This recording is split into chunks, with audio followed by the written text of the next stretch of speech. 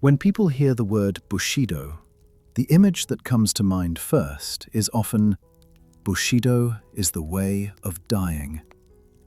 A samurai meeting death with composure, a dramatic aesthetic of the noble end. But this is a profound misunderstanding.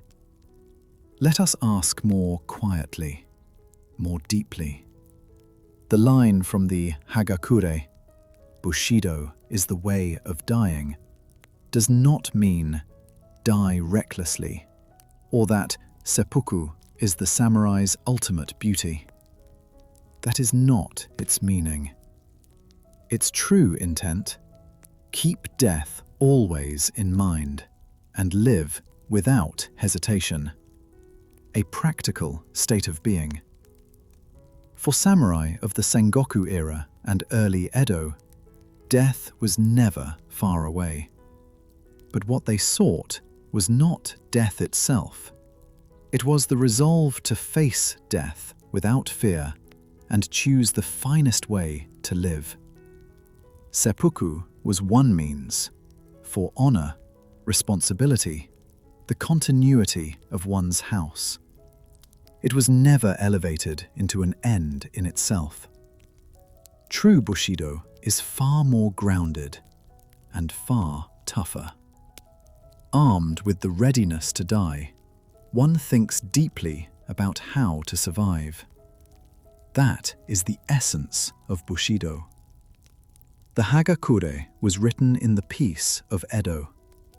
It teaches, each morning, each evening, each morning, each evening, immerse yourself in the thought of death, and you will move freely in the way of the warrior. Fulfill your duty without fault, and carry out your role to the end. So it teaches, acknowledging the human instinct that wants to live, yet not being swept away by it, to stand firm, to make the right choice. That was the mindset. Later, through period dramas, novels, and the uses of militarism, the stereotype was forged.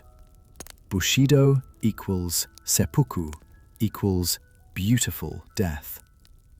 That image was constructed. But look back at history. Samurai prized adaptability and pragmatism in order to prevail. Even remonstrating against a wrongful lord was considered loyalty. From a Japanese perspective, was Bushido not an aesthetic of death, but a philosophy of life? Could that not be so? To govern oneself, within the ordinary, to fulfill one's duties with quiet strength. This still seems to echo in the way we face disaster and hardship today. That instinctive order and restraint we show without thinking. And so, Bushido equals seppuku equals beautiful death. This image is nothing more than a distorted stereotype of later ages. We live now in an age of shifting values, turbulent and uncertain. Is it right to see Bushido only as a dramatic death? Is that truly enough?